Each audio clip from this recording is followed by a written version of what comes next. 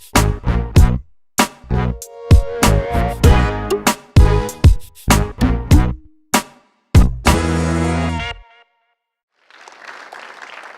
right, so our next speaker is JD Prater, who's Senior Account Manager at Hannafin Marketing. JD is a Senior Account Manager in charge of training and education at Hannafin Marketing.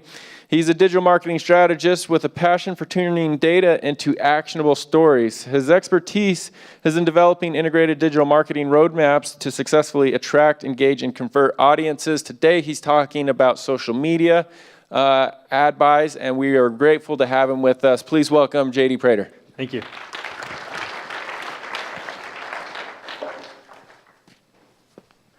All right, let's take a look here. All right, so let's get into the feels. Social media. It's a lot of feeling-based, so let's jump into it. I know that I'm in between you guys and a break, so Senior Account Manager, recently promoted to Head of Social Media. Oh, let me get into this little yellow tag here. Recently just promoted, and what I'm gonna try to get you guys to maybe even like feel a little bit within this presentation is kind of rethinking our social strategies. I think too many times we're trying to apply search into social. So I'm gonna kind of walk you guys through some of this and show you what I'm trying to accomplish. So the first thing I want to accomplish is meeting and engaging with your audience. This is a really kind of an interesting approach that I want you guys to at least hear me out on, okay? Second, I want to talk to you guys about then targeting the full funnel using social, okay? Full funnel, not bottom of the funnel, all right? Second, or then third, how do we measure this? So I feel like we've been like primed. Brad did a great job, Susan did a great job, Google did a great job of all of this priming, and we're gonna be talking a lot about that and building upon everything that they have said.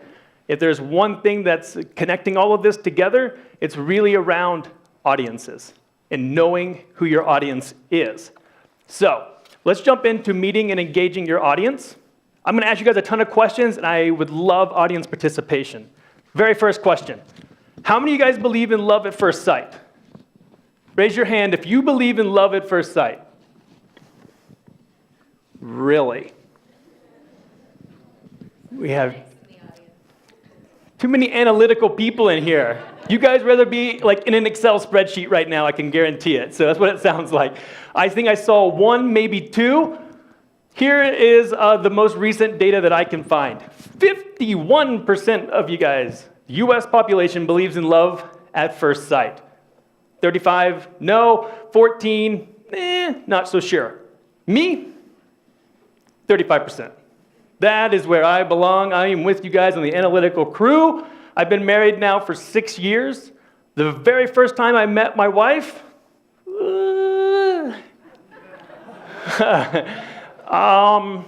did not like her. I thought she was a dud. She's not here. She's not here. This is being recorded, yeah. Live stream. What ended up happening was we were at a party. Friend of a friend invited us, and we were at a Nepalese friend's house. We were having a momo eating contest, which is like a dumpling. So the guys are just going at it, eating these dumplings, and she was there with a few of her friends. She was really quiet, really standoffish. Turns out she's kind of an introvert, and this makes her uncomfortable. Who can relate to that? Or to my data people. All right, so we didn't really get along. 6 months later, she goes and works at a coffee shop. What do you know? I'm a regular there. And we start to become friends, right? So we start to get to knowing each other a little bit more. But when I apply this to your customers, they don't believe in love at first sight either. This is like your average referrals from most of your actual different channels of coming through. They don't believe in it either. Yet, all of our marketing campaigns do. It's how we set them up. It's how we measure them. It's even how we report on them. Most of the social media campaigns that I see, they usually go something like this. Super strong call to action, buy my product right now, and this is what ends up happening. Who can relate to this? I've seen these Facebook ads constantly. Cold audience targeting with a hot message. buy my product. And then you go, it doesn't work. Facebook is terrible. It's not working. My audience doesn't do this. You sure it's not you? So let's take a look at that. Let's analyze that. Maybe it is you. So let's get into what if we measured it and we thought about it like a relationship. Humor me here, okay? I'm going to try to convince you guys of a framework. All right? So if we think about it within a relationship, this is how I think we should be doing social media. This is what and how we're doing it at Hennepin marketing right now. We're doing it for B2B, and we're doing it for B2C too. All right? And we're getting great results. So I'm going to walk you through this framework. But the very first thing that you need to be able to answer is, who am I? If you don't know who you are, neither does your audience. And what I mean by that is consistent tone of voice. How do you speak to people? How do you talk to people? If I show you this, who's that? Apple. Everyone knows Apple. The most valuable company in the world. How are they so good at retaining people like me? How many here have an iPhone and have never owned an Android? Notice my hand is up too. How are they so good at that? They are so in tune with not only building beautiful products, but also their customers' emotions. And they play off of this. They're so good at it. So if we could think like Apple, it'd be kind of like thinking about relationships, emotions, right? So this is how they think about themselves. This is their brand identity prism. And you could run through it and you go, yeah, they're cool. Yeah, they're simple. Yeah, they believe in change and they are different. This is their logo. And you see it through all of their advertising, through all of their marketing, through all of their products. It's very consistent. You can spot it a mile away. I can see a commercial on TV and immediately know it's Apple. It's beautiful. It's great. You can do the same thing. Go in and start building out your brand and knowing who you are. Step one, who am I? All right? Step two, who do you want to attract? So if you're in a relationship, you know who you are, you kind of figured yourself out. Who do you want to go after? Let's talk about it. How well do you know your audience, okay? More questions.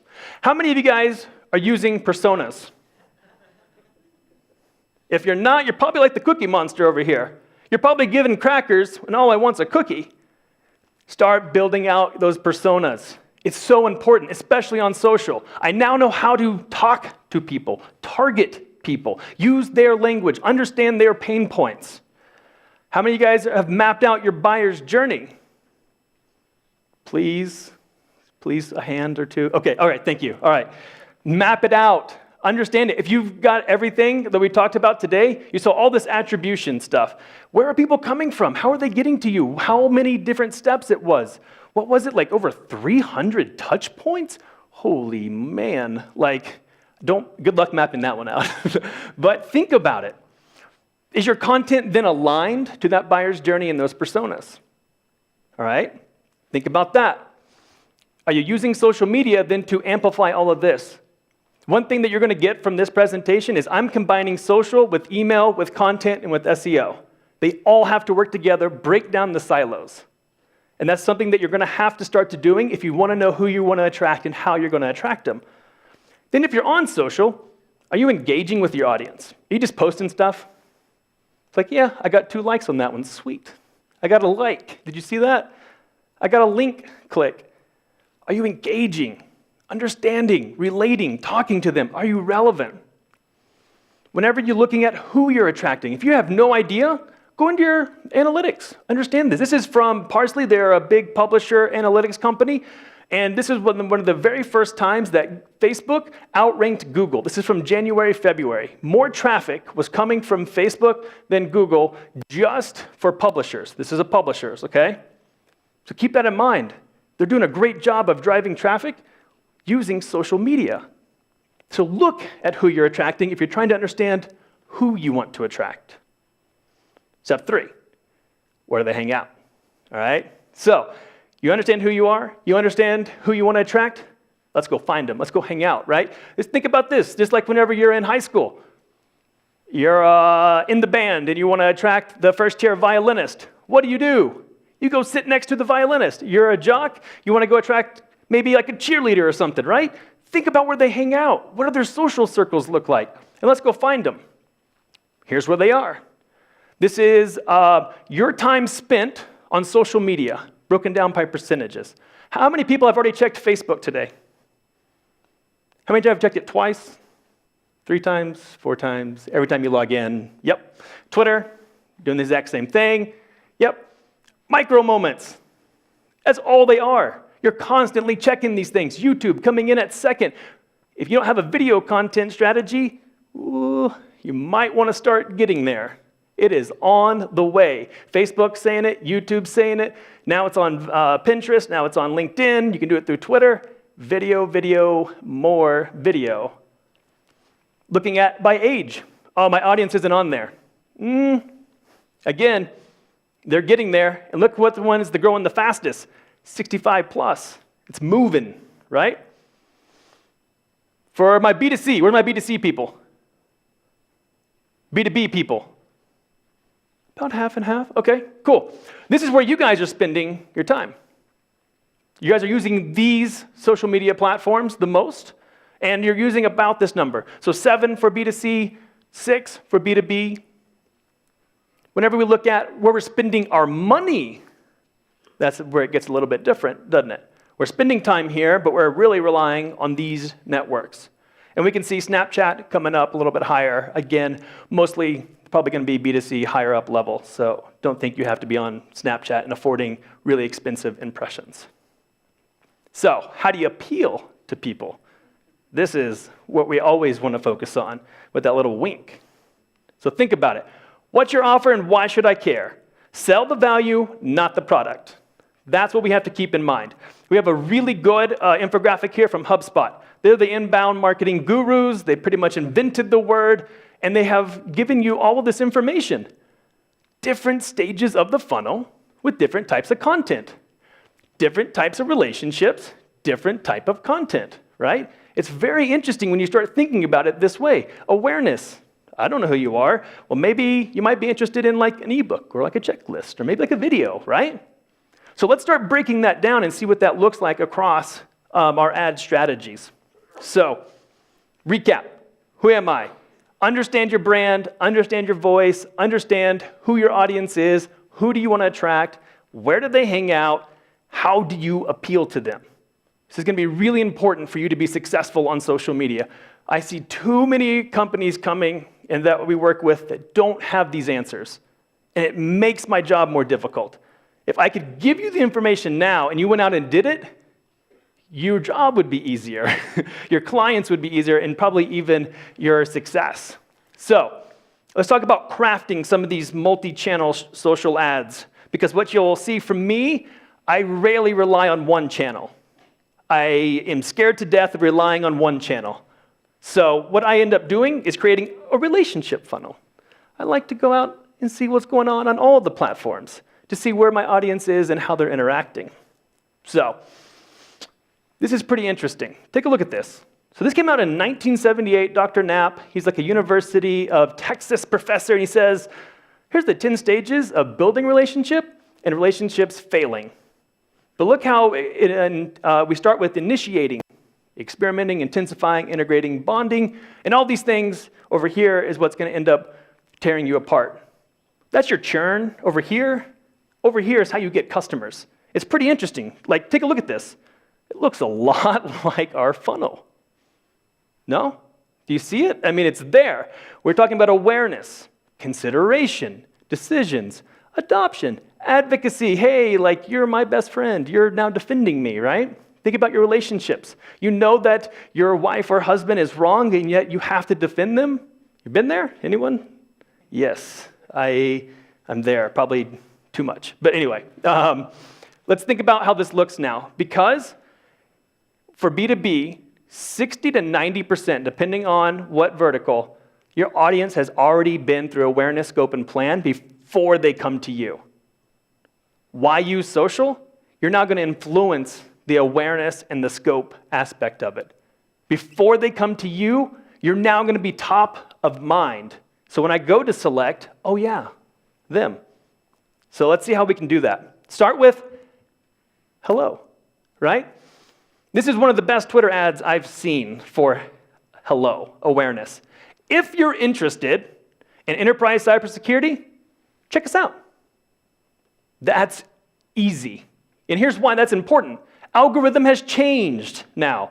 Every time you get a new follower, they now see your content more now. It's now more relevant. So let's think about that. Whenever we take a look, first impressions are everything. Disqualify people that are not interested. If you're not interested in cybersecurity, don't follow me. If you're interested in cybersecurity, follow me. The value exchange here. They now get to see relevant information in their feed. That's so important. Every channel now is giving us more control of the information that we see. Facebook's changed their algorithm 3 times in the last 6 weeks. They're probably going to change it 6 more times in the next 2 months.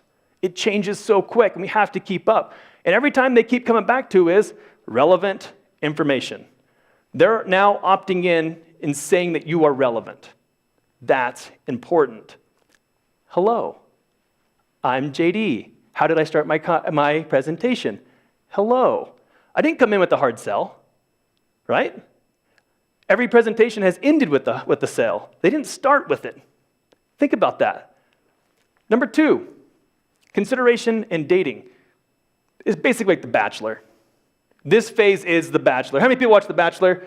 I don't watch it. I hate the show. Every Monday, I just have to sit next to my wife and watch this show. It's just the worst, right? But you end up watching it, and it's basically like this. People are shopping around all the time for your product, and they're trying to decide who to give the rose to, and they're dwindling it down, and so are you. You're dwindling your customer base down. If I come to you and I say, who's your target audience, and you say everyone, we have a problem. Dwindle it down. Tell me who your target audience is. Use those personas. Let's start to see if we can find some roses to hand out. I love this ad because it makes me laugh more than anything else. Go to meeting. It's not a stand-up. It's not a check-in. It's not a meeting. It's a connection. Yet we're called go to meeting. So it should be like go to connection? I don't know. I mean, I saw this and I was like, screenshot that because that's funny. But I think they did a really good job of really trying to get me in that consideration phase. And I think LinkedIn's a great platform for that as well. Whenever you're thinking about where to reach for my B2B people, right? I also like to do more retargeting here. I want to bring people in with that hello phase, maybe blog that's really, really high value content. And now I'm going to start pushing people down the funnel with my retargeting. Brad and Susan laid out very good audiences to think about whenever you're dissecting them. It's the exact same thing, right? Think about that. Then eventually, you get to say, hey, are you ready to make a commitment? You have to earn that. On social, you're interrupting people. That is not why they go onto social media. Remember that, okay? So you have to earn that right to interrupt people.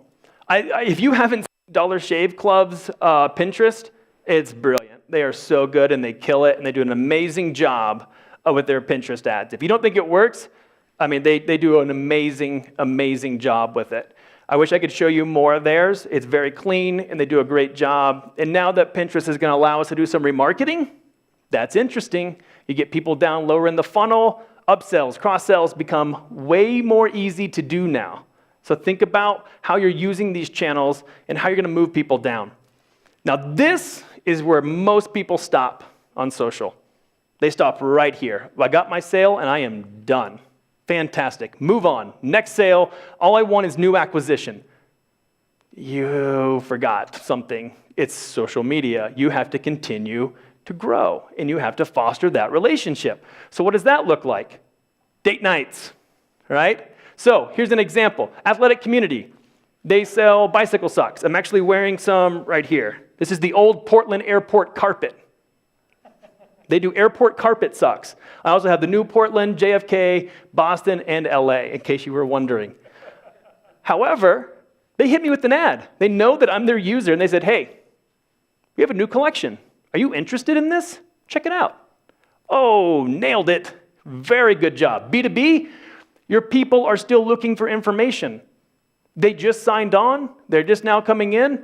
Well, now they're trying to figure out how to implement it. They need some guides. They want to know more about it. Hit them with that, right? Don't assume that just because the sale is over, that you're done with your work. It's about adoption. Go on those date nights. Keep that spark alive. And Brad really talked about this too, about looking at your 60 days or after 60 days, right? Think about this. This is your email list that you're now putting in to social.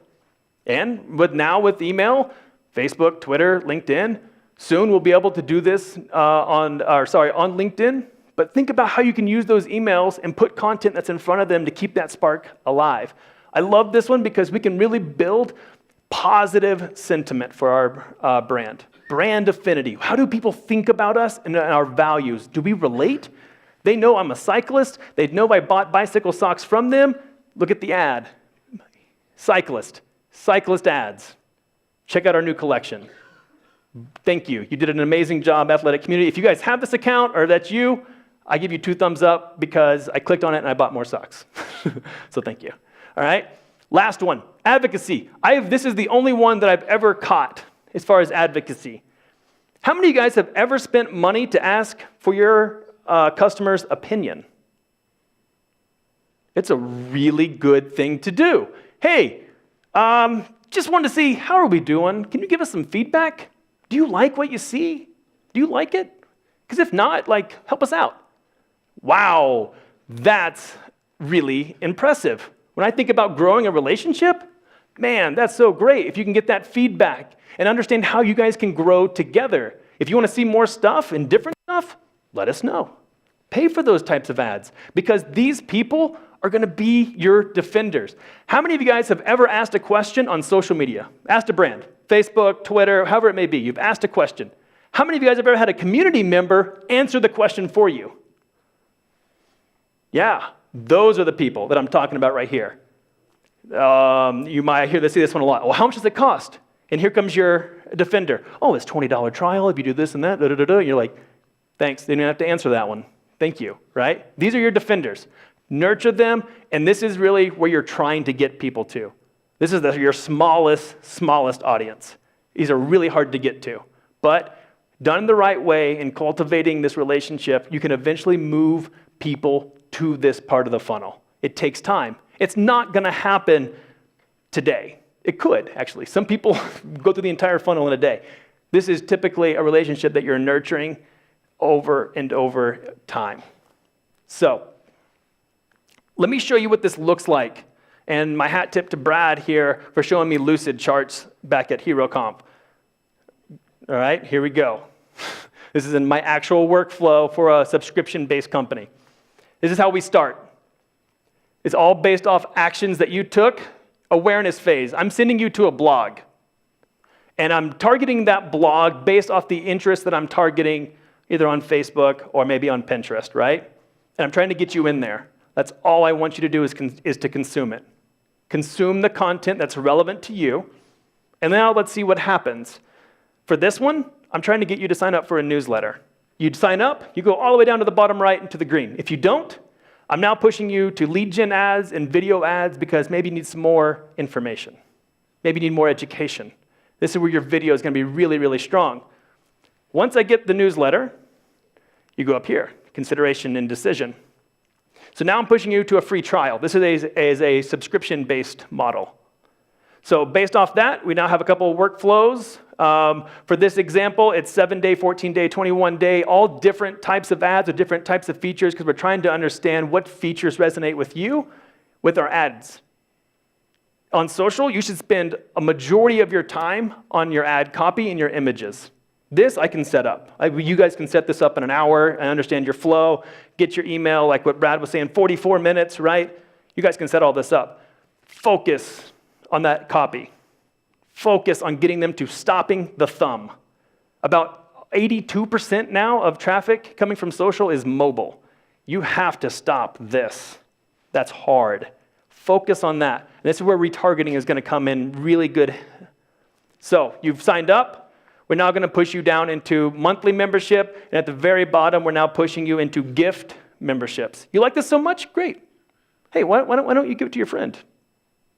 Why not? Let's increase the lifetime value of you and your friends. Now we got the word of mouth, we got referral, and we're now building a network, right? So you guys can build all of this. Lucid charts. Thank you, Brad, for that tip. It makes really the charts much easier to build, and it's really nice. So take a look at it of your relationship flow and understanding how you can move people down the funnel. It's done, it's been done, and it's working pretty well. This is what it might look like for my B2C people. So this is me. I put this together. This is really coming from nowhere else. I threw in Reddit. Reddit is where a lot of people are spending time these days. And you can put in some really good ads to good content. Make sure you pick the right subreddit. You will get trolled if you do this wrong. Just know it's a high risk, but it can pay off with very low CPCs, very low. I put these on here too, basically mostly on capability and where people hang out. Okay, it also depends on your actual, what you have for content, what you have for video. YouTube, it's great. Now that we can do the email, right, with the customer match, you're able to move people down, and you can do some really cool ad sequencing. You can exclude people who saw this ad, include people who saw this ad, and move people down the funnel with different types of messages. So take a look at it. And I dropped Pinterest down to decision only because they're now allowing remarketing, and that's new as of last month. So take a look at that. For my B2B people, slight change. I moved Twitter over because a lot of companies really are on Twitter, and in most of the space that I've seen, you can see it. But decision, really hone in on your email. That's where I've seen Twitter work the best, is retargeting when you're really trying to get down to that decision place. LinkedIn, the most obvious choice. It does really, really well. And I'm really excited that once we'll be able to upload some emails to really target and push people down. And again, Facebook offers all of this to us because it's just incredible how much data they have. It's nice. So you'll be able to, with the functionality now of putting revenue back into Facebook, or now you can target your customer list by more than just an email. You can now do email, phone number, first name, last name. And so I've seen match rates go from like 50% up to like 75, 80% when you add in more information. So really cool stuff. How do you measure all of this? This is what you guys are probably like, yeah, JD, this is great. I'm on 20 different channels. Thanks a lot, right? So let's take a look at it. And this is how I like to think about it. When I first met Meg, and we went and we did some grilling out, it's college, right? Let's go make some hot dogs, right? And then we did goofy friends pictures. We taught her how to drive a tractor, you know? This is Oklahoma, from Oklahoma. We went to the Science Museum. We were in Egypt together. And then ultimately, now we're together. And my question to you is, which one of these moments gets the credit? Yeah, right? That took a long time to build up to that. And Google did an amazing job today of really hashing that out with this last click. So whenever we think about it, this is really how everyone's fighting for that click. I love the marketoonist. This is Tom Fishburne. If you haven't heard of him, please go check him out. He comes out with a new cartoon that makes fun of us every single week, and they're brilliant. I mean, spot on satire. And I love this one because the customer at the end of the journey just goes, I don't know, they were out of what I wanted. So you're like, I nailed it. I did such an amazing job. And you as a customer are like, I don't know, like they were just out, so I just got that one, right?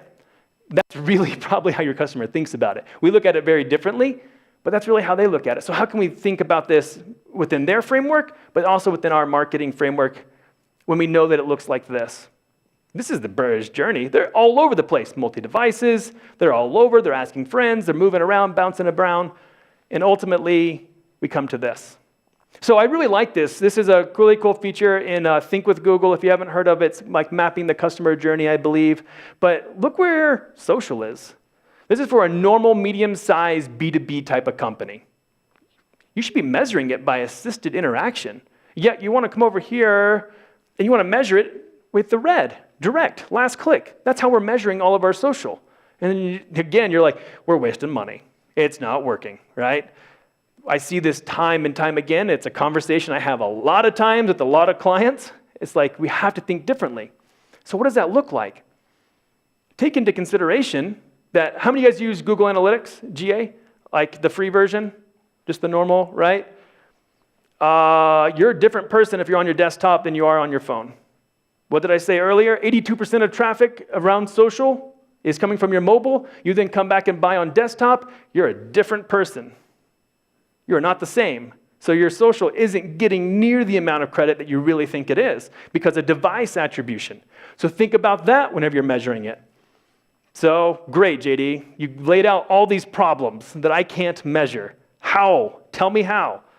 All right. I'll give you one more before. I love Avinash. You have an attribution problem. Let's talk about it. First step is admitting you have an attribution problem. Can we all say that we have an attribution problem, right? It's tough. It's really, really difficult. And yet you probably have your boss breathing down your neck or the CMO going, measure it. Tell me what it's worth. I need to know. Which channel was it, right? You have a problem. So how can we possibly fix this? Well, let's take a look at our customer journey. Well, you tell me which one gets the credit. Right? It's difficult. So let's come up with some actual attribution modeling that could possibly work for you. And I tell you to at least experiment with it. At least show your client, show your boss this in addition to last click, because you have to start the conversation, right?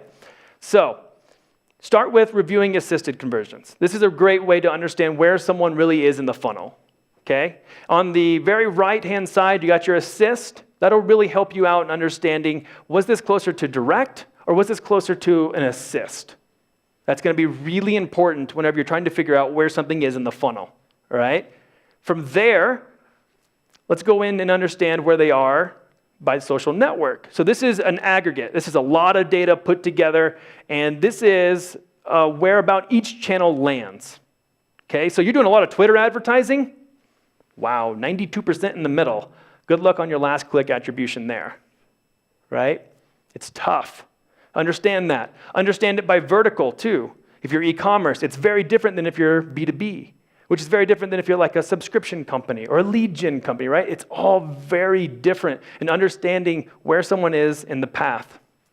So this is from Portent, agency up in Seattle. They did a really cool analysis. And this is their blog post right here on the bottom. Please take a look at it. It's really good, and it makes a very convincing case. So they took a lot of their lead gen clients, and they said, what if we shifted to time decay? And so time decay, what they used was 5% for last click, and it worked its way up, scaling to 45% for last click, okay? With that, look who the winners were. Email, social. Look, direct comes down, right? Understand that there are different attribution models to experiment with and test with, especially if you're trying to measure like lead gen efforts. At least look at it. That's all I'm trying to get you to do. For my e-commerce people, again, Portent, they took a look at the position-based attribution. So again, looking at like mostly first and last click, giving them the most weight, right?